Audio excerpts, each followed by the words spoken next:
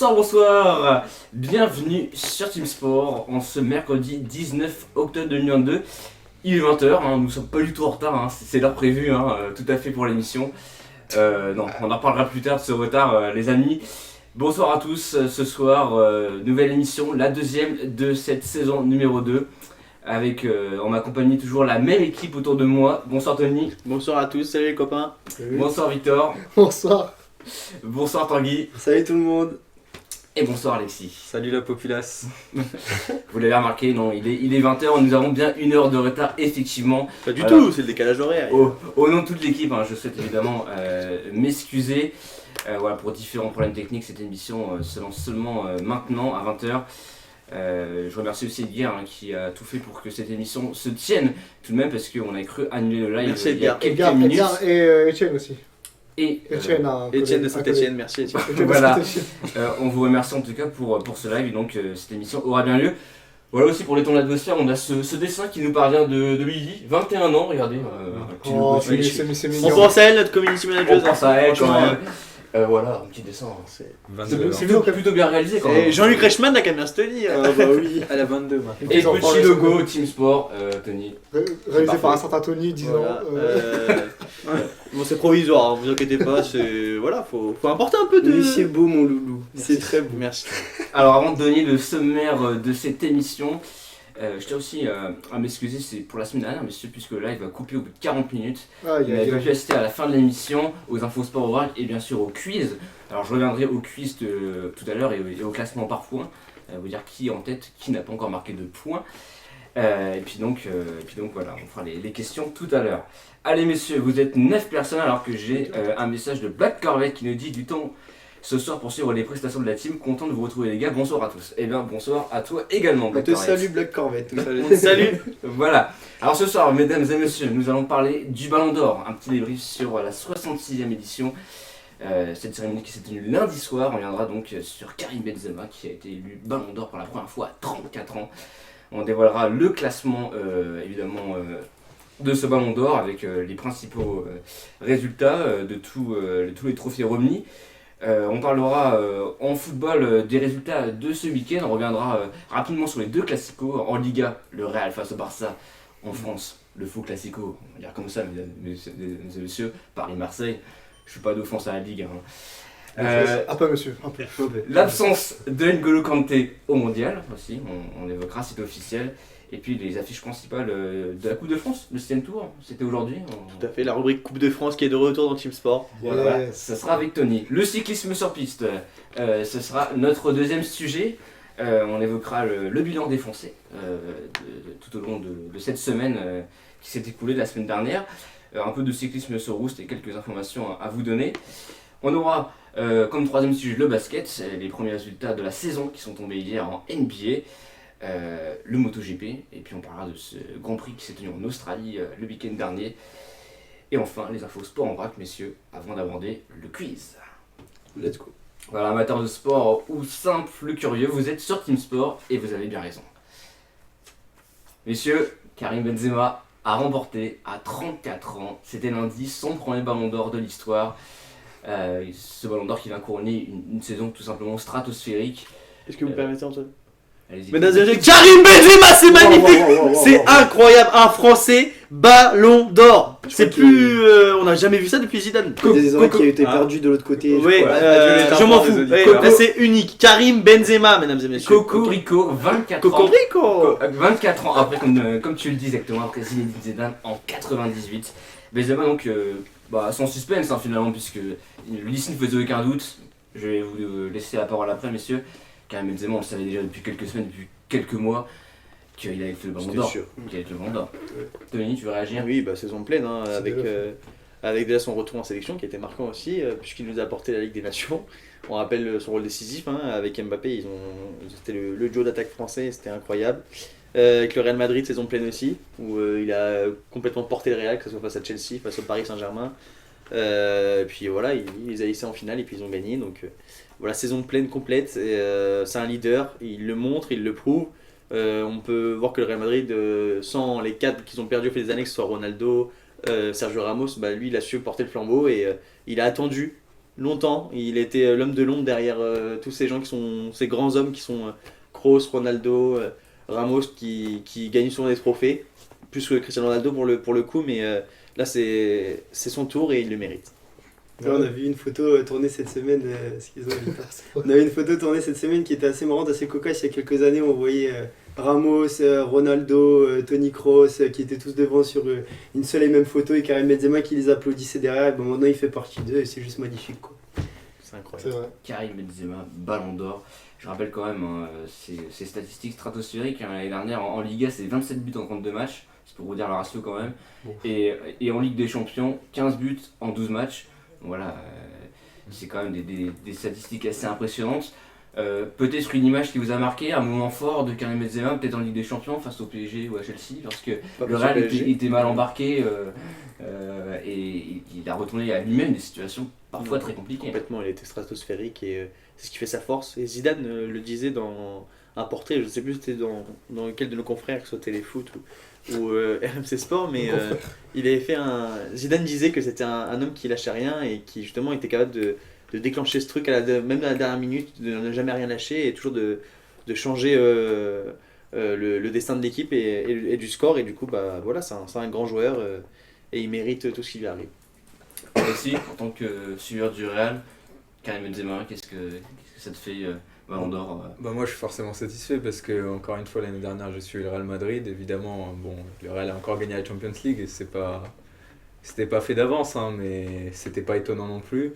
Donc je peux qu'être content du Ballon d'Or de Benzema qui a fortement contribué quand même avec toutes les remontadas que le Real a réussi à réaliser l'année dernière en Champions League. A noter quand même que Benzema a noté 12 buts sur la phase finale de la Ligue des Champions, donc il est plus décisif sur les matchs importants et les grosses équipes que contre les petites équipes en phase de poule, donc preuve de son talent indéniable. On dit que les grands joueurs sont là dans les grands matchs et il l'a prouvé, donc pour moi il mérite amplement son Ballon d'Or. En parlant de grands joueurs dans le grand match, moi j'ai souvenir à la Ligue des Nations contre la Belgique quand on est mené 2-0, et c'est lui le but du 2-1 ou du 2 partout, je ne sais plus. Mais il relance Personne ne sait en tout cas. Si. C'est quoi, c'était le but du 2-1 ou du 2 partout Alors, Ou du 3-2 Non, pas 3-2. Je sais plus si c'est. Je crois que c'est le but de. Non, du 2-1 parce que Du c'est 2-1. le penalty, je crois. C'est ça. Et après c'est Hernandez qui marque. Et bref, là, à un moment où il nous relance pour un retour en équipe de France, bah, c'était une belle image, quoi. Et je voulais dire quoi aussi que c'était le plus vieux Ballon d'Or aussi, je crois, 34 ans. Ouais, c'est ça. Depuis Stanley Matthews en 56. Depuis le premier, ouais, voilà. Depuis la première édition, donc c'est pour vous dire. Bah, c'est impressionnant. Sacré perf. On se demande quand est-ce qu'il va se calmer, qu'il va s'arrêter. Et 5e français aussi derrière Et ça que français, on Copa, regardera des Platini, Copa, Papin et Zidane. Exactement.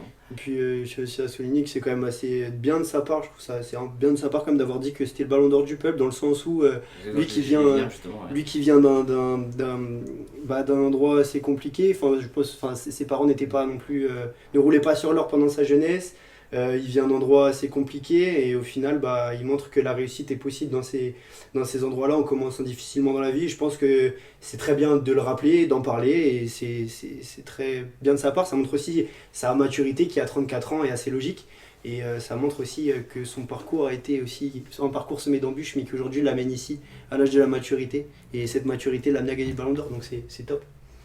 Et ouais, ça fait donc le meilleur joueur du monde en football, il est français, Karim Benzema numéro 9. Et en rugby aussi, meilleur joueur du monde, Antoine Dupont numéro 9 aussi. Ouais. On est gâtés. Et justement, pour revenir à ce que tu disais, Tanguy, sur Karim Benzema, hein, il fait toujours passer, et il le disait encore lorsqu'on a interrogé à sa réaction, faire passer d'abord les intérêts de l'équipe avant son intérêt personnel. Bon, évidemment, quand on est dans un club, on peut penser que c'est la logique qu'il veut, mais on sait que c'est pas forcément facile pour un footballeur de se mettre à la place, de jouer pour l'équipe. Et lui, complètement, il se met au service du Real Madrid. Et On voilà. l'a vu pendant des années avant, quand c'était par exemple Cristiano Ronaldo qui jouait à ses côtés. Ronaldo qui était ailier gauche, lui qui était le buteur, et il laissait la place à Ronaldo devant le but. Et Ronaldo en a profité pour marquer et faire toute sa magie, mais sans Benzema, je ne sais pas s'il aurait été capable de faire tout ça. Et je pense que Ronaldo, il aurait pu. Si Benzema n'aurait pas été son coéquipier à cette époque-là, je ne sais pas s'il aurait marqué autant de buts. Parce que un buteur grappille tout le temps les buts et Benzema, c'est un des seuls qui a su faire un peu d'ombre et laisser la place à Ronaldo. Dans l'ombre de Ronaldo, justement, jusqu'à son départ, et puis maintenant, on leur dit. C'est ce que j'allais dire. J'avais entendu des gens qui disaient que après le départ de Ronaldo, on avait tous se rendre compte que Benzema c'était pas le joueur qu'on pensait, mais dans le mauvais sens, genre en mode c'était pas un si bon joueur que ça qui a été aidé par Ronaldo. C'est plutôt l'inverse qu'il y a eu. On s'est rendu compte que c'était pas, qu'il était pas vraiment, enfin comment dire enfin si c'était l'adjoint de Ronaldo à l'époque, mais il méritait tout aussi bien d'être. Je sais pas où je m'embarque. En Non, tout mais cas, t'as- je vois ce qu'il veut dire. T'as complètement raison, parce qu'on voit que depuis que Ronaldo est parti du Real Madrid, que ce soit à la Juve ou à Manchester United, il a jamais réussi à marquer autant de buts, à être aussi performant. On peut parler de l'âge aussi à côté de ça, mais quand on a des grands joueurs à côté de soi, c'est sûr que ça aide pour faire des stats, et c'est ce qui s'est passé avec Karim Benzema. Et puis Karim Benzema a su aussi avoir un bel entourage, je pense. Et des gens qui ont toujours cru en lui. J'ai une petite anecdote à propos de ça. J'ai lu un truc sur Jean-Michel Aulas qui, lors de son transfert au Real Madrid, a fait signer une clause d'1 million d'euros pour que le Real donne 1 million d'euros à Lyon si jamais Benzema gagnerait un jour le Ballon d'Or. Donc Lyon est bénéf et ils prennent 1 million là-dessus. Le flouze. Donc non, et puis le fait aussi de s'entraîner avec des grands joueurs, le Real Madrid c'est même pas un club de football, c'est une institution. Et voilà, de voir tout le temps les meilleurs joueurs s'entraîner à leur côté, il faut toujours performer, il faut toujours être au top. Alors même si parfois il y a des périodes creuses, il a toujours su revenir à fond comme les vrais champions et voilà, c'est magnifique. Karim Benzema, donc 34 ans Excusez-moi aussi. sur la scène mondiale. Oui, Victor. J'ai juste une question, pour vous, ça m'intéresse de savoir votre avis. Donc vous savez que le règlement du Ballon d'Or il a changé cette année. Est-ce que vous pensez que si c'était comme l'ancien règlement, il aurait gagné ou pas? Bah oui, parce que pour moi ça change rien pour la simple et bonne raison que c'est plus axé sur le joueur en tant qu'individualité. Et cette année, de toute façon, il n'y a pas eu de compétition majeure, hormis la CAN, remportée du coup par le Sénégal et Sadio Mané. Mais hormis ça, il n'y a pas eu de compétition majeure du coup dans le monde, donc ça n'aurait pas changé grand-chose. Ouais, la compétition majeure, quand c'est comme ça reste la Ligue des Champions. Il a gagné, il a été un acteur ultra majeur là-dedans, donc oui, c'est complètement logique. Je pense que dans tous les cas, il n'y avait pas d'égal à Karim Benzema cette année, concrètement. C'est mon avis. Et puis son retour quand même en septembre dernier en équipe de France, cette Ligue des Nations, on en a parlé tout à l'heure, qui sera l'un des grands artisans de ce mondial 2022 qu'on espère forcément prometteur pour la France, pardon, et Karim Benzema sera en tout cas notre atout offensif numéro 1. Et si on parlait du classement aussi, Antoine, du Ballon d'Or. Oui, Les justement, joueurs derrière, j'allais y venir au classement. Alors juste petit aparté, vous êtes 13 sur le stream. Il est 20h13, alors surtout vous êtes 13, vous ne quittez pas. Vous avez faim, vous avez envie de manger, vous mangez devant l'émission, vous mangez devant le stream, et surtout vous dites à vos amis de venir nous rejoindre. Exactement. Vous voulez aller aux toilettes? Pas de soucis. Emmenez-nous aux toilettes avec vous. Il n'y a pas de problème. Voilà, donc vous restez surtout. Voilà, et surtout vous réagissez, que ce soit sur le foot, voilà, ce que vous pensez de Karim Benzema, même si vous n'êtes pas forcément des grands connaisseurs, dites-nous en Et commentaire. si vous allez aux toilettes, n'hésitez pas à nous le dire sur le chat. Voilà, peu importe où vous êtes, Voilà. sur le trône ou non. Bon, bref. La suite donc du Ballon d'Or, on va dévoiler donc le classement avec Tony. Tout à fait. Alors Benzema devance Sadio Mané, deuxième, je pense, est mérité complètement.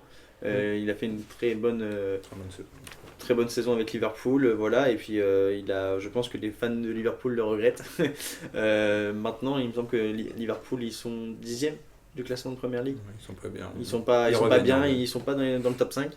Mais forcément, quand tu as un joueur comme Sadio Mané, ils perdent beaucoup. De Bruyne, 3e. De Bruyne qui, depuis des années, Très constant dans ce qu'il fait. très constant, voilà, c'est Kevin De Bruyne tout simplement. Lewandowski 4e, lui on sait qu'il est passé pas loin du Ballon d'Or en 2020-2021, il y a eu le Covid, il y a eu un trophée qui lui a été remis, le trophée Gerd Müller, qui a été remis en récompensant, si je dis pas de bêtises, le meilleur attaquant, donc une petite, un petit cadeau parce qu'il n'aura pas le Ballon d'Or cette saison avec Benzema.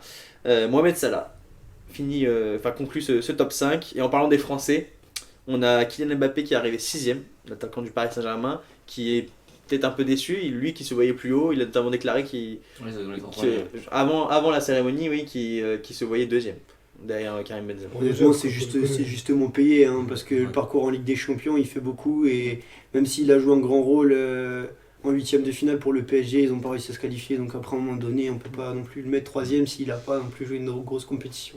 Bon, c'est logique. Et puis les deux autres Français, Christophe Nkunku et Mike Maignan, 25e tous les deux à égalité à la fin du classement, mais mérite aussi Mike Maignan qui à l'AC Milan s'est révélé comme franchement un des meilleurs gardiens d'Europe, un des meilleurs, pour moi dans le top 3 du monde là actuellement. Bon là il s'est blessé le pauvre, pour l'instant on lui jette le prompt rétablissement et le plus vite retour en bleu et avec Milan. Et Christophe Nkunku, franchement dingue, hein, joueur de l'année en Bundesliga en Allemagne. incroyable. Et la suite pour aller jusqu'au top 10? Pour aller jusqu'au top 10, pas de souci. Numéro 7, Thibaut Courtois, le gardien belge. Qui méritait d'être un poil plus haut, Franchement, ouais, je trouve. Top 5 d'accord. easy, si ce n'est top 3, parce qu'il a joué un très grand rôle. Et qui a déclaré qu'il veut de toute façon un gardien ne peut pas gagner. Oui, Voilà. d'accord, mais Soit être placé un peu plus haut, ça aurait pas été Et placé, mérité. ça aurait pas été mérité. Thibaut Courtois a gagné cependant le trophée Yashin, qui récompense le meilleur gardien. C'est toujours une récompense, mais c'était évident. Vinicius Junior, 8ème. Et Luka Modric 9ème, les deux coéquipiers du Real Madrid, donc parfait. Pareil, Quel joueur du Real dans le top 10 hein, ils ont joué les rôles majeurs de cette campagne avec des champions et cette saison. Et 10ème, le cyborg Haaland. Erling Haaland, qui je pense, s'il continue sur sa lancée, il risque d'être dans le top 5 l'année prochaine. Un des favoris pour la Même un des favoris carrément pour le. Il empile les buts à Manchester City. Et c'est un truc de dingue comment il empile, quoi. C'est ouf. Ouais. C'est fou. Si on devait donner un ballon d'or sur le début de saison, concrètement ce serait lui. Ce serait Alors lui. s'il continue comme ça, il y aurait de Ah, grandes il chances. y aura pas de soucis. J'ai vu que son cousin aussi, je sais pas quoi, est en train de faire des misères aussi aux défenses. Je me demande si c'est pas en ligue norvégienne. C'est en Norvège, tu vois, à Molde, non? Là où il était formé? Molde, c'est pas en Norvège. Ça. Si, c'est en Norvège. Sinon, Bref. Antoine. Cristiano Ronaldo aussi, 20ème, nominé. Cristiano Ronaldo, 20ème. Bon, c'est normal, c'est logique, hein, au vu de sa saison, il descend dans le classement. Mais il est toujours présent dans les 30 premiers. Écoutez, voilà, est-ce que cette saison ça va être le cas encore? Je ne pense pas. Avec la Ligue Europa, mais voilà, depuis 2006, ça n'était pas arrivé une seule fois qu'il quitte le top 10, il me semble. Donc c'est quand même impressionnant cette constance, dans le sens où il fait quand même partie des meilleurs joueurs du monde à son âge. Voilà. Mais on sent quand même que c'est la fin d'une ère là, cette Coupe du Monde. C'est à souligner. Messi, qui n'est même pas présent dans le top 10. Ouais. Mais il est bien parti cette saison. Oui, Donc, il on- Bien mieux parti. Un outsider à Totalement. surveiller pour le ballon d'or. Il y a eu aussi une petite parenthèse vite fait pour le trophée Copa. J'allais en parler, oui, j'allais t'en parler dessus. On est Voilà, connectés, les grands esprits se justement. rencontrent Antoine. Le trophée Copa, donc, qui récompense le meilleur joueur de moins de 20 ans, ou de 21 ans, il me semble. Je C'est vais 20 vérifier ans, ça. je trouve que c'est 20 ans. C'est 20 ans, il me Non, je suis semble. pas sûr. Et c'est Gavi qui l'a emporté, le jeune catalan du FC Barcelone. Il devance Camavinga, le français du Real, et Jamal Musiala du Bayern Munich. Le top 5, donc je l'ai, Bellingham 4ème et 5ème Nuno Mendes, le latéral gauche du Paris Saint-Germain. Moins de 21 ans, le trophée. Moins de 21 ans. J'avais raison. Il y a une remarque très juste, il me semble, de Encore Didier plus. Drogba pendant la cérémonie qui disait que Pedri et Gavi faisaient beaucoup penser à Iniesta et Xavi. Donc Ouais. c'est quand même beau de voir ça, La une bonne belle ère, relève Et qui puis ils arrive. sont kiffés, je pense que Xavi le sait, sur le plan Ouais. du Barça, il sait qu'il y a la relève, il va compter dessus forcément dans l'avenir. Et puis pour les femmes aussi, Alexia Putellas a remporté son... C'est dingue, C'est dingue. Après ça me paraît logique aussi, c'est notre fil conducteur en top. Voilà. Voilà, on va point placer à la limite. Allez, vas-y, continue. Alexia Putellas donc, ballon d'or, deuxième fois d'affilée avec, Deuxième fois d'affilée, avec le Barça. avec le Barça toujours, seconde... Attends, c'est un scandale ou pas selon vous? Oui, plus ou moins. Non, c'était un piège à jouer ça une fois.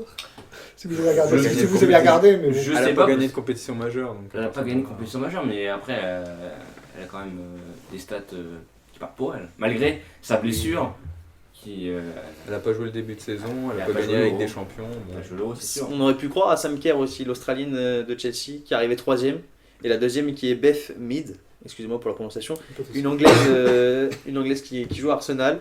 Et pour les françaises, il y en avait 4 qui étaient parmi les meilleures femmes footballeuses. Wendy Renard, la défenseur de Lyon, 8ème, qui arrive 8ème, donc toujours la meilleure joueur de notre pays. Selma Bacha, la jeune lyonnaise de 21 ans, latérale gauche, 14ème. Marie-Antoinette Katoto, 17ème au classement. Donc voilà, mais il me semble qu'elle a été blessée aussi et ça l'a évidemment coupé dans son élan, l'attaquant du PSG. Et enfin, 20ème, Khadija Toudiani, qui fut l'une des pièces maîtresses de l'équipe de France féminine aussi. On le voit, elle fait partie des attaquantes majeures. Voilà pour le ballon d'or féminin, une réaction. Le football français est très bien garni, c'est tout ce que j'aurais à dire. Voilà, merci pour cette petite. Belle conclusion, non? Moi, je sais Ouais, pas. belle D'accord, conclusion j'ai sur le essayé. ballon d'or. J'ai essayé. Exactement, je crois que tout a été complet. Merci Tony voilà, pour ces belles paroles. Ces belles paroles. En tout cas, ces résultats complets. Tiens, d'ailleurs, il y avait Team Sport 59 Fan Club sur le chat qui nous disait je suis d'accord, Mbappé est plutôt décevant sur ses dernières prestations. Et puis, plus globalement, ces quelques dernières semaines. Le football, il a changé. Pour ceux qui auront la référence. Voilà pour le Ballon d'Or, je crois qu'on a été complet, messieurs, pour cette 66e édition. Petit rappel aussi pour ceux qui ne le savaient pas, maintenant le Ballon d'Or est attribué donc à la fin de chaque saison et non plus à la fin de l'année civile comme c'était le cas jusqu'à présent. C'était au mois de décembre et là maintenant c'est au mois d'octobre. Voilà pour le Ballon d'Or. On va revenir maintenant, messieurs, sur les résultats principaux du week-end. Et quand je dis résultats principaux, c'est surtout qu'il y avait 2 classicos. On va commencer par le vrai classico, sans faire offense à la Ligue 1 derrière. Mais au Real Barça, c'était ce week-end, 3-1 pour le Real Madrid. Alexis, tu as suivi le match. Ouais, tout à fait. J'ai suivi le match de bout en bout et j'étais assez satisfait pour le coup parce que moi je suis plutôt du côté du Real Madrid et il se trouve qu'ils ont dominé le match de bout en bout, c'est-à-dire que concrètement ils ont été plus forts, donc ils l'ont emporté de manière assez logique. Ils évoluaient surtout en contre, le Barça de toute façon gérait la possession comme à son habitude, j'ai envie de dire. Mais une possession assez stérile quand même côté Barcelone, très peu d'occasions franches. Il y en a une quand même à signaler de Lewandowski, mais il a raté le cadre.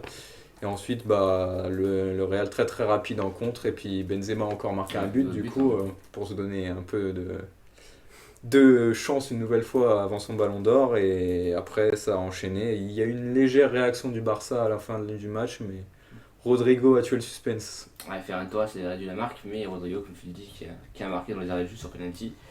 Il y avait aussi le deuxième but, c'était Federico Valverde aussi. Belle frappe. Belle frappe. Belle frappe.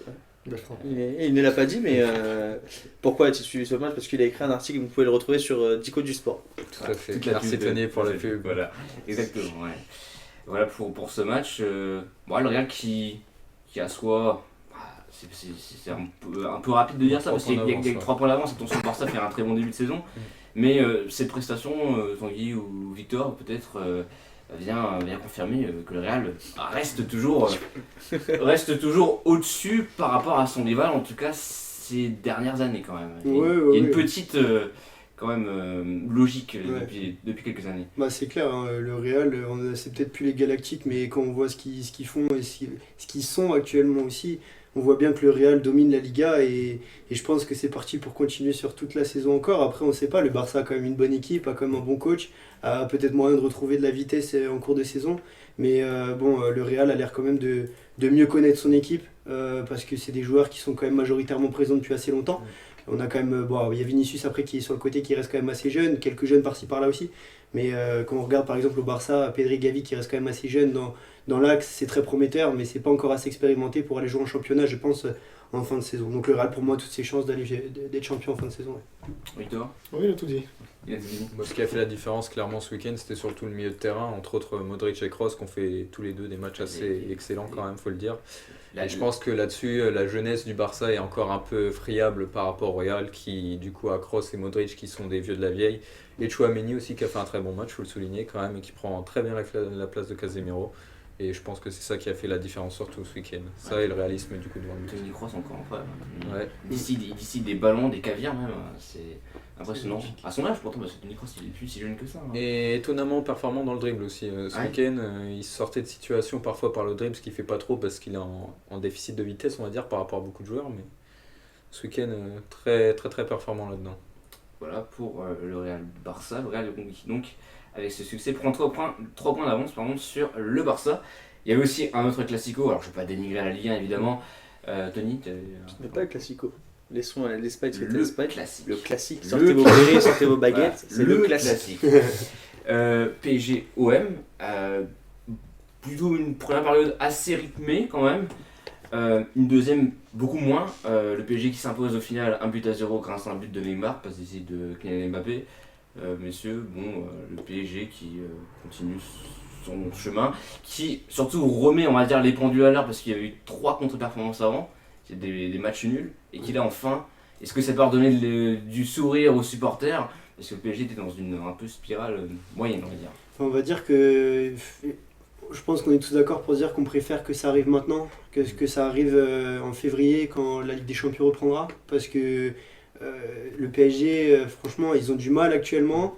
Il y a des soucis internes avec les médias aussi. Il y a tout cet élément-là qui crée une sorte de confusion dans le Paris Saint-Germain, chez les hommes de Christophe Galtier. On a sent qu'ils ont du mal à repartir de l'avant. c'est quand même un peu compliqué, mais bon, après, c'est sûr qu'ils sont dans une position quand même assez correcte en Ligue des Champions. En Ligue 1, ils sont en tête, ils arrivent quand même à marquer les 3 points quand il le faut. C'est le principal, mais il faut pas que ça dure très longtemps parce qu'ils se font peur assez souvent en ce moment. Et il va falloir que ça passe assez vite. Ouais. Oui, voilà, les grandes échéances pour le PSG. Bon, alors, la Ligue 1, on sait que, voilà, sauf surprise, la Ligue 1 devrait quand même être pour le PSG une nouvelle fois. Attention, ouais, Oui. comme dit, voilà, rien n'est jamais joué dans le football. Mais voilà, le PSG s'en fout pour parler comme ça de la Ligue 1, c'est la Ligue des Champions. Il faudra que ces petites affaires d'ego qu'il y a dans le vestiaire se règlent rapidement, Tony. Oui, tout à fait. On en avait parlé. Le PSG, On en a parlé la semaine dernière. Après, je tiens à dire aussi que pendant le classique, à la fin du classique, Mbappé en a parlé. Ils ont démenti encore toutes les infos qu'ils ont encore sorties sur lui, comme le fait qu'il voulait partir en janvier. Il l'a démenti, il a dit qu'il était bien au PSG. Il a des lampes, ouais. Et après, voilà, c'est le problème aussi du PSG, que c'est un club qui est très médiatisé et que forcément, il y a des rumeurs qui sortent de partout, tous les jours sur le vestiaire et sur le club. Donc, il faut savoir faire face à ces rumeurs. Ouais, attention, parce que aussi après, bon, que ça se trouve Mbappé est dément sans forcément que ce soit la vérité aussi. Oui, parce donc, il y a le jeu des médias, il y a le jeu compliqué, comment se comporter voilà. par rapport aux médias. on sait Comment... pas. Il y a aussi un club qu'il faut pas non plus trop. La vérité, on l'aura en janvier ou l'été prochain, ou voilà, on l'aura au moment venu, mais bon. On sera vite fixé Ouais. sur le PSG. Donc voilà pour le PSG, un petit mot pour l'OM qui subit sa deuxième défaite quand même d'affilée. Bon, perdre dans le classique, ils avaient quand même perdu face à Ajaccio, même si en Ligue des Champions, il y a eu un petit revirement, ils ont gagné leurs 2 matchs face au Sporting. Ils sont désormais deuxième et en position favorable pour accéder au 8ème, même s'il y aura encore 2 matchs. Voilà, il faudra voir aussi ce que fait Marseille en Ligue 1 et en Ligue des Champions. Allez, avant de passer rapidement, avant de clore le chapitre foot à la rubrique Coupe de France, quand tu veux nous présenter, Tony. Bien sûr, alors très vite. Alors avant, j'ai dit de nous présenter. Excuse-moi, je vais trop vite. Tu vas trop vite. Et je voulais rapidement, c'est officiel, ça faisait plus aucun doute, mais c'est officiel, c'est N'Golo Kanté qui va manquer le mondial et il est forfait pour sa blessure au ischio-jambier, il va se faire opérer. Voilà, c'est une absence de marque, messieurs, pour l'équipe de France, même s'il jouait plus depuis quand même pas mal de temps. Ça va quand même manquer dans l'entrejeu de Didier Deschamps. Non, je pense pas. C'est évidemment. Kanté, c'est 17 poumons, c'est une machine, c'est un guerrier, il donne tout sur le terrain. Donc ça fait un manque pour les Bleus, mais je pense que l'équipe de France a des réserves. Il y a des jeunes talents qui sont bons quand même. Bah si, Alexis, après pas on a d'accord. toujours Si, pour moi on a de la réserve. Après, Ah ouais.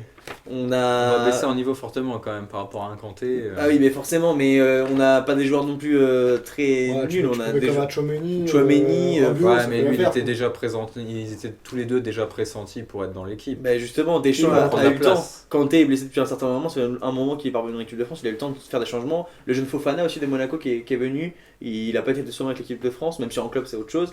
Mais à voir si Deschamps va le rappeler. Comme Wenger aussi. Kamavinga évidemment, oui, bien sûr. Camara, il y a plein de joueurs au poste. Enfin, en milieu de terrain. Ce qui va nous manquer, ce sera pas le talent, ce sera l'expérience. Bien C'est sûr. tout ce qui va nous manquer. C'est C'est surtout l'avantage, là-dessus. Et surtout là-dessus, parce que dans les matchs à élimination directe, les Pogba, les Kanté, etc., ils étaient là, ils étaient très utiles dans ces moments-là. Et Chouameni et Kamavinga, ils connaissent un peu moins ça. Et il va bien falloir qu'un jour ils se forment à ça. Et la première Coupe du Monde, c'est pas forcément le meilleur moment pour le faire. Et c'est vrai qu'il y a des craintes. Hein. Je rappelle quand même N'Golo Kanté, le fer de lance de cette équipe de France en 2018. Paul Pogba, oui, comme vous dites, son état de forme qui n'inspire pas l'optimisme. Voilà, il y a quand même Il est beaucoup blessé, de. quoi. Voilà, exactement. Plus les affaires. Plus les affaires récentes, c'est vrai que. Mike Maignan qui rechute aussi pour son mollet, donc au niveau des gardiens, bon, on a Hugo Lloris, mais il avait été blessé Il lors a du été dernier blessé aussi. rassemblement. Ça fait peur aussi au niveau des Ouais. gardiens. Et en défense, Presnel Kimpembe, toujours touché au ischio et qui devrait bientôt faire son retour avec le PSG, mais est-ce que ça risque d'être juste avant la Coupe du Monde? Je Ça fait rappelle, peur. Hein. je rappelle que Didier Deschamps peut sélectionner jusqu'à 26 joueurs. Il faudra faire des choix importants et surtout se rassurer, mais se rassurer que lorsqu'on n'a plus de match avant la Coupe du Monde, que dans un mois, ça y est, on est dans le vif du sujet. Moi je la sens pas. Hein. Non. Je la sens pas, c'est C'est cool, moi, je pense. On aura l'occasion d'en reparler, Ouais, je pense. mais bon, la France, c'est vrai que dans une posture. Ouais. en tout Pour cas, l'instant, on croise les doigts, délicate. mais On croise les deux. ceux qui se blessent le moins, c'est nos attaquants. Et on a un ballon d'or, Mbappé, Giroud, j'espère qu'il sera là. On espère tous, on aura l'occasion de parler lorsque la liste sera dévoilée en temps réel. Exactement. Voilà pour cette info donc officielle Kanté. Maintenant, Tony, seulement maintenant, je te laisse, ça y est, ta rubrique Coupe de France Coupe de avec France. les affiches principale du 7ème tour, c'était aujourd'hui. Et là, je vais essayer de faire très rapide parce que là, niveau foot, on a assez dit de choses. Alors, c'est la 106e, 30 minutes. 30 minutes, 106e édition de la Coupe de France. Voilà, un tirage très intéressant lors du 7ème tour, notamment entrée en liste des clubs de Ligue 2 qu'on peut noter. Dans le groupe A, les Girondins de Bordeaux auront à faire un derby puisqu'ils vont aller se déplacer au stade bordelais qui joue en National 2. Donc, premier petit derby. Un petit duel aussi de National 2 entre Angoulême et Trélissac intéressant. Le groupe B, alors ça c'est le club de notre Victor, Valenciennes, qui va affronter le Red Star. Voilà, J'ai peur. t'as peur vraiment pour Valenciennes? Ouais, j'ai peur. J'ai peur pour l'accès. Groupe C, nous avons Saint-Priest National 2 contre Lyon-la-Duchère, voilà, duel de National 2. Groupe D, Nîmes affrontera Bastia-Borgo, attention à Bastia, les Corses ils sont chauds. Groupe E, Vannes affrontera Concarneau, voilà, donc duel de National 2, National 1.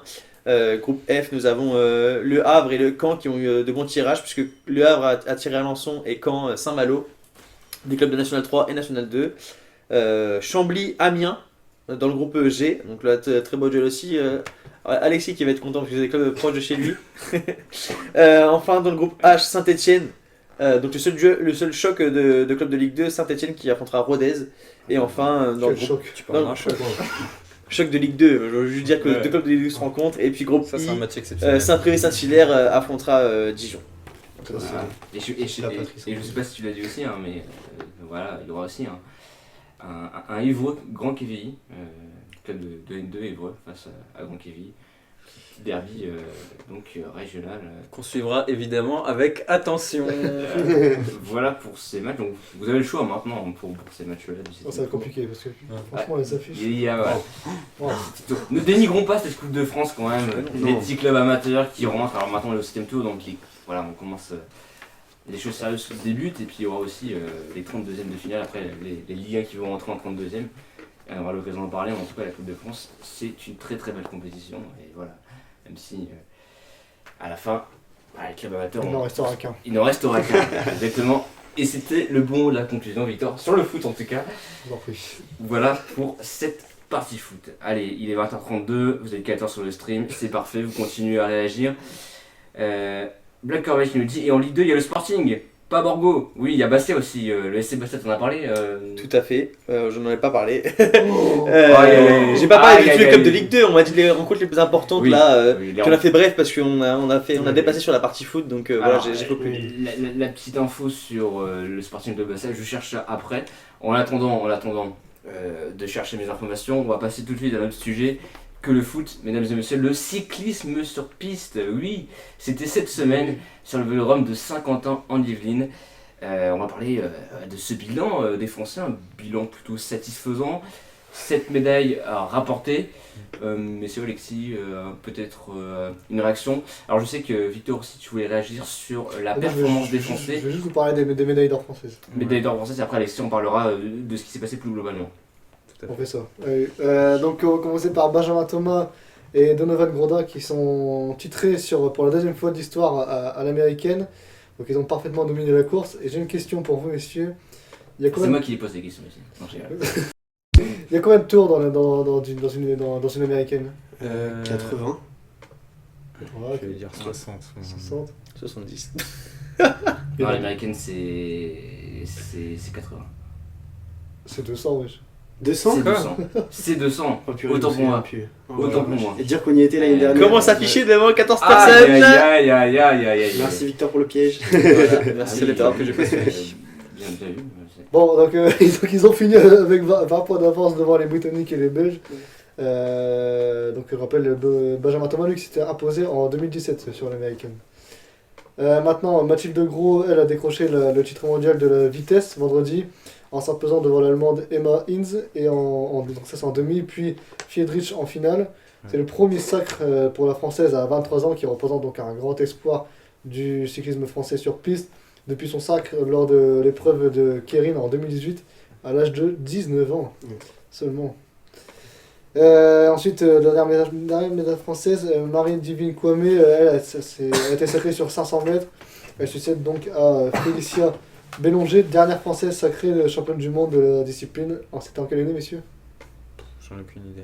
1999. Ouais, il a préparé sa rubrique. Exactement, Merci pour c'est les ce que infos. j'allais dire.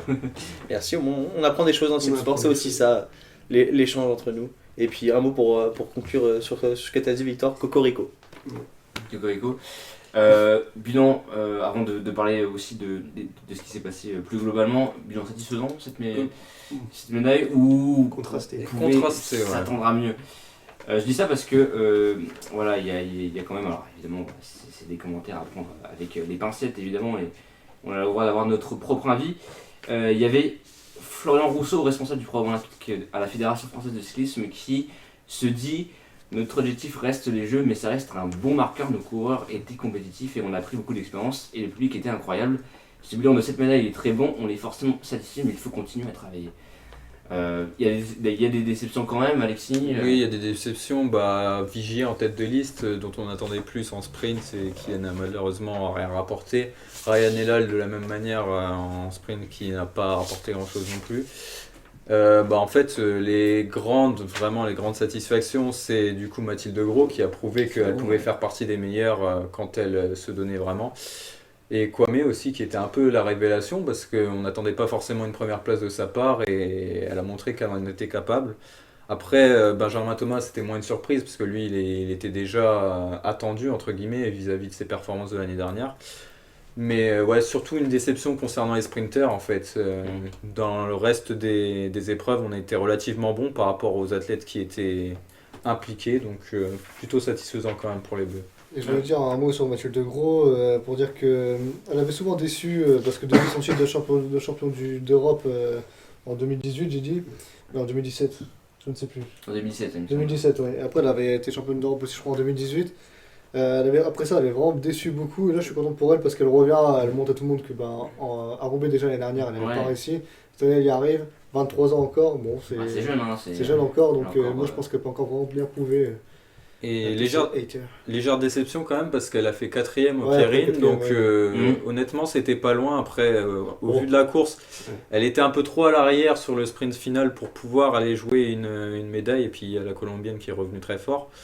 Mais à travailler parce que je pense qu'elle peut aussi aller chercher quelque chose en Kérine dans les années qui vont arriver et peut-être du coup faire un doublé qui serait assez sympathique pour la France à l'image de la Vrijsen qui l'a fait côté homme, donc je pense que c'est envisageable pour la Française. Mathilde Gros donc, qui donc a raflé à cette médaille sur la vitesse individuelle, médaille d'or, l'une des 3 médailles d'or françaises. C'est de bon augure pour les Jeux Olympiques. Ouais, on a 2 ans, je pense qu'on peut quand même être content de cette performance. Benjamin Thomas, on en a parlé juste avant, donc Victor, qui lui aussi a découvert le cyclisme sur route cette année, il a participé au Tour de France. Sur cyclisme sur piste, il confirme, bon, c'est une saison plutôt bonne pour Benjamin Thomas. Bah oui, parce qu'en plus il a été transféré à la Cofidis cette année, donc, parce que la FDJ malheureusement l'a pas aussi mis en lumière, on va dire. Moi je pense qu'il méritait plus que son rôle de coéquipier qu'il avait à la FDJ. Donc moi je trouve que malgré donc, ces changements d'équipe, je trouve qu'il s'en est pas mal sorti. À voir l'année prochaine, s'il peut confirmer, ça serait pas mal. On l'avait vu performant en plus aux 4 jours de Dunkerque déjà, Ouais. Benjamin Thomas. Il a fait en gagner une sur le tour aussi. Hein. Ouais. Il est repris à 300 mètres, je crois. 200 mètres, je sais plus. Ouais, franchement, un nom à suivre pour les prochaines années, je pense. Que ce Puis soit en piste ou sur route. Puis on l'a pas dit, mais il a quand même fait 2ème de l'Omnium, donc deuxième sachant de qu'il l'Omnium. était mal embarqué à la base, il n'était pas sur le podium et il a récupéré un tour au dernier moment, Deuxième sur le mur, 2 médailles. donc pas mal. Derrière Ethan Hayter qui était très fort. Donc, Tony Hayter, c'est compliqué de le battre, hein, aussi sur piste, il est très très fort. Hein. Voilà. Même en cyclisme en route. donc c'est de bonne augure. Très bon Benjamin sprinter. Thomas. Les aussi médailles d'argent de Clara Copponi et Valentine Fortin aussi sur l'américaine. Ouais. Ça c'est intéressant aussi, hein, ces 2 médailles. Donc à voir ce qu'elles vont faire dans 2 ans. Il y aura les JO, maintenant il n'y a plus de compétition avant, donc compliqué de se jauger, mais c'est vrai que... Après, pour certains, il y aura quand même la Track Champions League du coup, qui a été mise en place l'année dernière, donc, dont Mathilde Gros, qui pourront du coup avoir des adversaires un petit peu solides pour se mettre à l'épreuve, mais sinon il n'y aura plus de vraie compétition avant les JO, c'est vrai.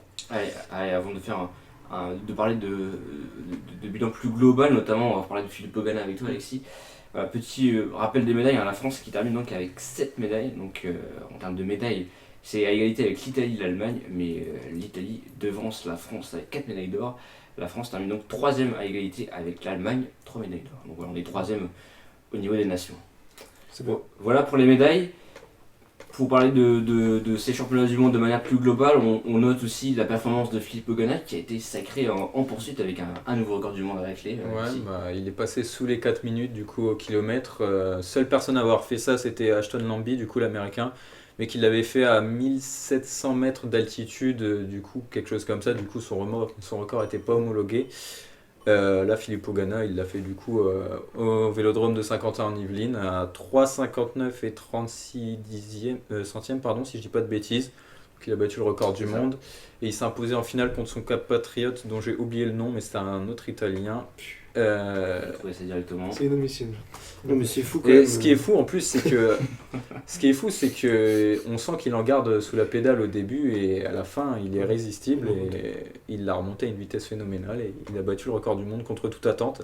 Alors même que les commentateurs disaient il va pas pouvoir le faire, il a prouvé à tout le monde qu'il en était capable.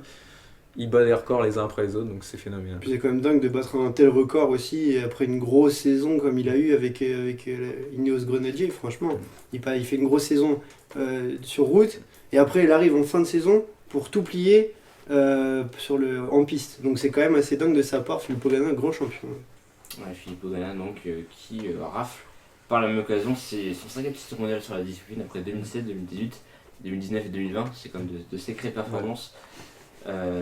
Pour Philippe Ogana. Voilà, il a battu son équipier Jonathan Milan. Ouais, Jonathan Milan. Il vient de Milan, lui, non? C'est pas quelque chose comme ça? Pareil. Je me souvenais plus de son nom, C'était merci. pas pensais, utile je de pensais. préciser. Ah, mais je pensais ça. Ouais, voilà. Les blagues comme ça, Victor. Attention, ça fera moins sur le quiz. Je rigole. Blague à part. Voilà pour le cyclisme sur piste. Je pense qu'on a tout dit, messieurs. En tout cas, voilà, on espère de belles choses pour cette équipe de France. Allez, avant de parler toujours de cyclisme, mais plutôt de cyclisme sur route, parce que Victor, t'as des choses à nous dire. Ouais, j'ai deux petites infos. Là. Je vais juste donner l'information à Black Corvette qui nous demandait et Bastia. Ils affronteront Prix des Mézières, club de National 3 pour le 16e tour. Voilà pour le Sporting Club de Bastia qui est rodé pour son 7e tour de Coupe de France. Allez, on revient sur le cyclisme. Cette fois, c'est du cyclisme sur route. Et donc, Victor, tu as des petits détails à nous Ouais, j'ai deux petites infos sympathiques. Tout d'abord que Arkea Samsic, donc l'équipe française, sera une équipe World Tour de la saison prochaine. Donc elle a engrangé le nombre de points suffisant pour se retrouver à la 18e place du classement UCI, ce qui est synonyme de qualification. Donc c'est à l'issue de 3 années de stratégie. Yvonne Kaer, donc le directeur, se félicite en disant que c'est une fierté et un aboutissement. J'arrive pas à me relire. Donc on rappelle Arkea Samsic avec qui il y a beaucoup de gros coureurs qui sont passés par là. Donc on pense à Nero Quintana, Laurent Barguil et même, je sais pas si vous vous souvenez, André Greppel. Ah, qui a fait une saison oui. là-bas. J'ai une photo avec lui aussi. Si vous D'accord. Ouais, c'est bien pour l'Arkea parce qu'avec tous les problèmes qu'il y a eu niveau affaire Ouais. de dopage aussi, ça va leur faire du bien, je pense, au niveau des sponsors carrément. Parce que... Ouais, ça va faire une belle pub. Mais... Ouais. Voilà, petite info. Et ma deuxième info, Antoine, c'est que Mark Cavendish pourrait signer à BNB Hotel, donc une équipe française aussi. Parce qu'il est en fin de contrat avec la Quick Step. Et puis il commence à être âgé. Très bon, comment dire, entre 25 et 30 ans ça allait. Un petit trou là et il revient très fort maintenant. C'est l'âge, ça mérite. Ah ouais. Petite info aussi, troisième info au cyclisme, c'est le Giro, le tracé du Giro 2023 qui a été donc dévoilé. 3 chronos, 7 étapes de montagne et une arrivée à Rome. Ce sera le parcours de la 106e édition qui a été donc dévoilé lundi à Milan. Notamment 70 km de chrono, donc attention, il va falloir quand même être sacrément bon pour espérer remporter la mise. Il y en a qui l'ont fait, je pense à Tom Dumoulin Ouais. qui l'a fait, et c'était vraiment un rouleur lui, enfin un rouleur grimpeur on va dire. Donc c'est possible, faut pas... moi je pense à un petit favori, Pogacar. Ouais. Pogacar, Original. qui C'est va- plus beaucoup en tout a cas. envie de faire le Giro, il a fait le Tour de France quand même ces 3 dernières années. Et donc ouais, c'est son objectif désormais, Pogacar, qu'il faudra qu'il remporte d'autres grands tours et notamment le Giro, le premier de grand tour de la saison.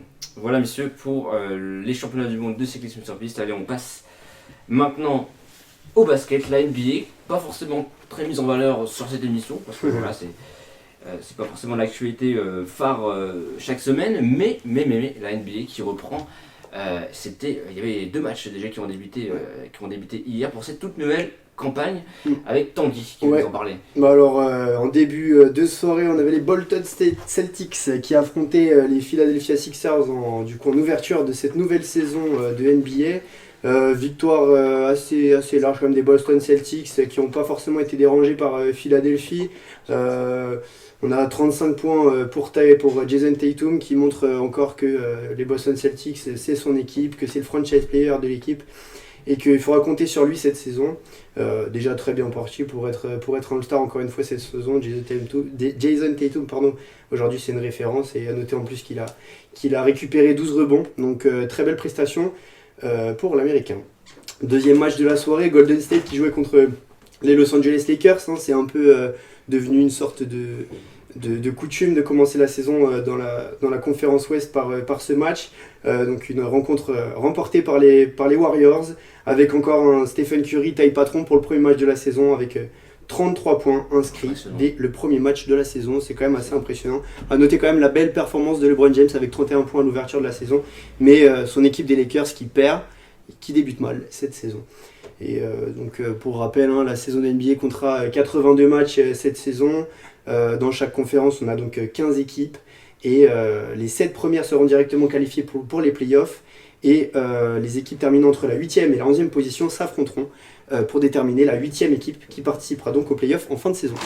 Voilà, c'est très clair et c'est très, très concis. Tanguy, pour la conférence Est, conférence Ouest. Puis donc les Celtics de Boston qui débutent de la meilleure manière, champion en titre avec cette première victoire à domicile. Évidemment, la NBA, il y aura des matchs qui se poursuivront cette nuit et puis demain pour la programmation de cette première journée. Et voilà, la NBA c'est bien et puis c'est important d'évoquer ces champions. Et puis Stephen Curry quand même, il démarre très bien. Il est présent. Et puis un petit point sur les Français aussi. Petit point sur les Français, Tanguy. Alors cette année, on a seulement 6 Français qui ont un contrat garanti en NBA. On a beaucoup de Français qui sont partis en G-League cette saison parce qu'ils n'ont pas donné assez de performance à leur équipe. On n'a pas envie de leur faire confiance en NBA cette saison, c'est un peu dommage. Je pense notamment à Théo Malédon, à Timothée Luau-Cabarro, 2 joueurs qui ont quand même montré leur talent de basket ces dernières saisons, notamment je pense à Théo Malédon pendant sa saison rookie, mais qui n'est finalement pas gardé par Oklahoma City. Donc c'est un peu dommage, mais donc les 6 Français cette saison à suivre seront Evan Fournier, qui jouera avec les Knicks de New York, ça change pas. Frank Ntilikina qui continue lui son petit bout de chemin avec les Mavericks malgré son faible temps de jeu sur ces dernières saisons. Rudy Gobert qui pourra certainement aller jouer une carte pour le titre cette saison avec les Minnesota Timberwolves. On le rappelle, il est avec Karl Anthony Towns, donc qui va faire une belle paire à l'intérieur. À voir pour Rudy Gobert qui aura sans doute sa carte à jouer cette année. Le jeune français Kylian Hayes qui avait été drafté il y a 2 saisons en 7ème position de la draft, et donc il continue avec les Pistons malgré également son faible temps de jeu et la faible confiance donnée par son coach.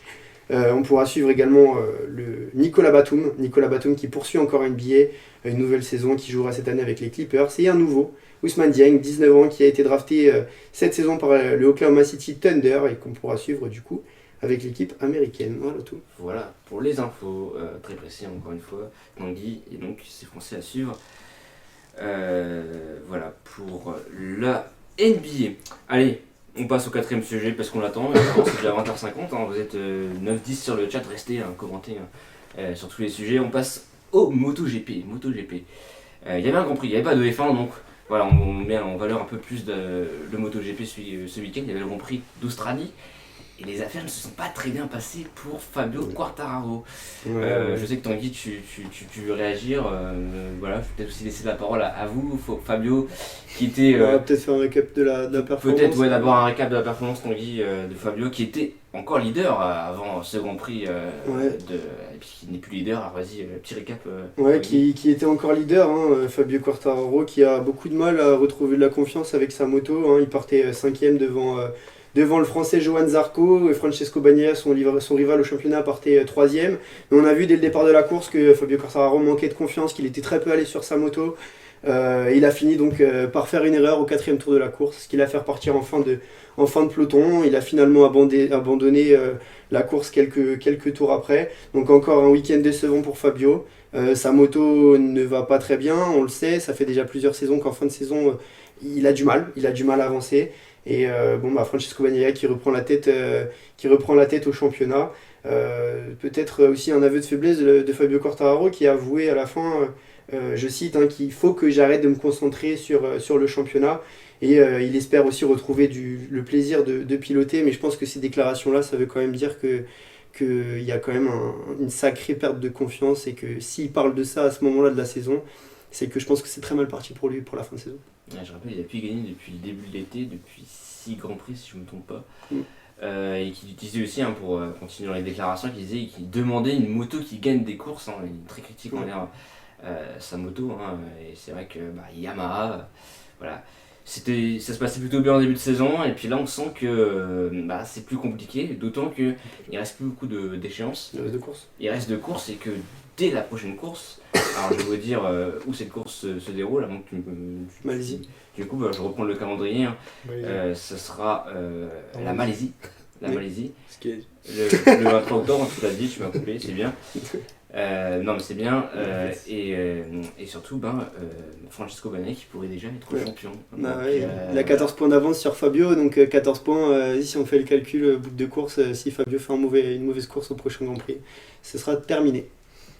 Avouez que ce serait dommage, messieurs. Oui, ce serait dommage. Ce serait dommage pour Fabio. J'ai l'impression de voir un Charles Leclerc, mais version moto, quoi. C'est ça. Ouais, après il a déjà un titre. Oui, j'exagère un peu. Vous m'avez compris sur le principe aussi. Et il faut savoir aussi que l'armada Ducati est quand même très impressionnante. Ils ont quand même 8 motos sur le paddock. Ouais. L'armada Yamaha n'en a que 4. Ouais. Donc ça permet déjà mathématiquement aussi de faire un peu le jeu de telle ou telle équipe. Ducati a quand même cet avantage-là.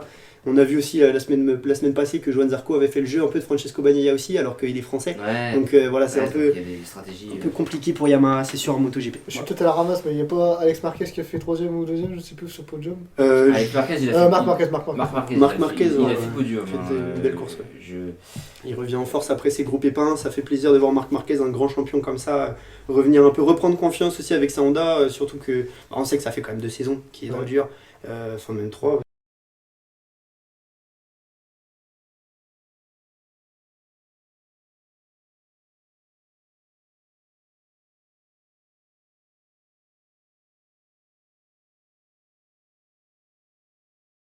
Et après si peu de Grands Prix qu'il a fait aussi pendant la saison. C'est vrai que donc c'est quand même sacré talent.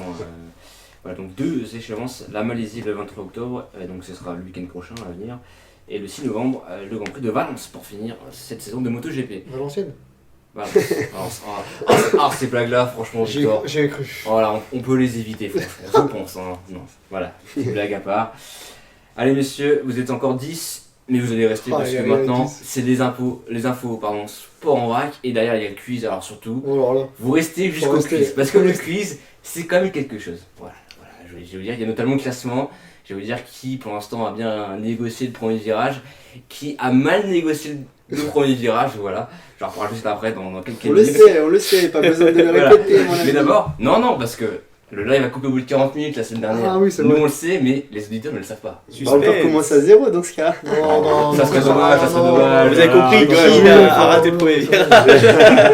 J'ai fait une Fabio Quartararo, voilà, je suis pété la gueule. Bon, rapidement quand même messieurs, les infos sport en vrac. On va commencer avec Victor, la route du Rhum. Nous sommes à J-18 du départ. 17 exactement, enfin un peu plus de 17 effectivement.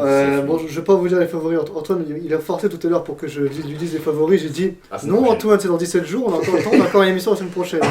Du coup je vais juste vous dire les quelques chiffres. Donc départ dans 17 jours, il y a 138 de solitaires, on les appelle, qui vont prendre la route du Rhum du coup. Le parcours il est très simple, ça va de Saint-Malo à la Guadeloupe, c'est le premier arrivé qui a gagné. Le dernier vainqueur, c'est Francis Joyon en 2018, et donc il détient le record aussi, c'est 7 jours, 14 heures, 21 minutes et combien de secondes? Ah, les secondes là, tu m'en demandes trop là quand même. 47, monsieur. 47. Je tiens à souligner la C'est phrase tout de ce qui fait la Victor. différence. le premier arrivé à gagner. C'est bizarre parce que d'habitude c'est le dernier qui gagne, je comprends pas. C'est très logique, hein. C'est très logique, hein. Bon, voilà. Que ce soit de la voile ou du. Je ne sais pas. Vous êtes pas content de mes chroniques? Je m'en vais, c'est ça. Ah, voilà, allez, hop, c'est parti. On a plusieurs catégories. Donc la catégorie reine, c'est la catégorie ultime. Après, il y a la catégorie Ocean 50, la catégorie IMOCA, c'est les plus rapides. Après, il y a les classes 40, les ROM multi, ça c'est les plus longs. Et enfin, les ROM mono. Voilà. Parfait, très bien, c'est Victor. Le Voilà pote de Tony, pour parce que- les infos, et donc on reparlera de cette troupe de Effectivement, vous aurez d'autres infos la semaine prochaine. Voilà, voilà. Puis cette fois, j'insisterai, attention. Soyez là. Pour avoir les favoris. Voilà. Deuxième info, Victor, c'est du rugby avec la liste des 40 Ouais, pour la et tournée y a- d'automne. Et il y a pas mal de surprises, Antoine. Donc Fabien Galtier a appelé 8 joueurs qui n'ont jamais eu de sélection. On peut citer Ethan Dumortier, Pablo Huberti, Jordan Joseph, Thomas Laclaya, Florian Verhaeghe, Reda Wardy, Léo Berdeux et Romain Burdos. Et on peut citer aussi quelques absents, Cyril Bay, François Cros, Gabin Villiers, Arthur Vincent ou encore Melvin Jaminet. Voilà pour la liste des 40. Je peux pas faire rapide. Je peux pas faire plus Ouais, rapide. plus rapide, mais c'est très réussi. Maintenant, on a une info de boxe avec Tony. Tout à fait. Tony, c'est une info de boxe. Le retour de l'américain Deontay Wilder qui fait son retour sur le ring un an après sa défaite face à Tyson Fury, le Gypsy King. Il enchaîne avec une 42e victoire, c'était samedi soir à Brooklyn, puisqu'il faisait face au Finlandais Robert Elenius, qui a un bilan de 31 victoires pour 4 défaites. Pourquoi ça te fait rire, Victor? Robert Elenius. Elenius, s'il te plaît, respecte ce boxeur finlandais. Donc combat remporté facilement par Deontay Wilder au premier round avec une droite très bien placée. Comme ça. Oh, très beau. Tu peux refaire une deuxième fois? On sent l'entraînement. On sent l'entraînement. J'avais 203. Ouais, Oh là là là là. Là, on est bien sûr on de... peut l'applaudir. Voilà, merci, merci Tony.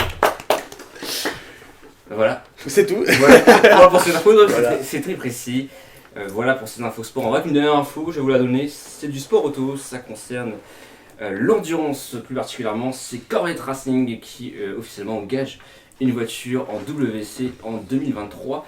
C'était pas sûr parce qu'avec la disparition de la catégorie LM GTE Pro, voilà, la question se posait si Corvette allait poursuivre son engagement. Le GT continue l'année prochaine avec le GTE AM, donc Corvette engagera une voiture avec Nicky Kasberg en tant que pilote professionnel et en gentleman driver, ce sera Ben Keating, habitué du GTE. Il avait notamment remporté cette année 24 heures du Mans avec Aston Martin et donc il sera bien de la partie. Et donc il y aura un troisième pilote qui viendra les accompagner aux 24 heures du Mans. Tout au long de la saison, ils seront 2. Voilà, puis il y aura 2 Corvettes également en championnat INSA, championnat nord-américain. Ça va faire un plaisir tout ça. Ça va faire plaisir à Black Corvette. hein. Ça va faire plaisir à Black Corvette, voilà, un supporter de Corvette. Et Black Corvette qui me dit yes. Voilà, voilà pour les infos sport en rack. On a été complet, messieurs, pour cette émission. Mais celle-ci n'est pas finie puisque maintenant c'est le quiz. Je serai chez moi, là, monsieur. C'est le quiz. En place, monsieur. Petit classement quand même après cette première partie. Tony et Victor, vous avez 2 points. Alexis, 1 point. Et le virage qui a été mal négocié, c'est pour Allô, Tanguy. allô, j'ai un appel. Ouais, excuse-moi. Ouais. T'es sur un tunnel? Voilà le quiz, donc je rappelle, c'est 5 questions.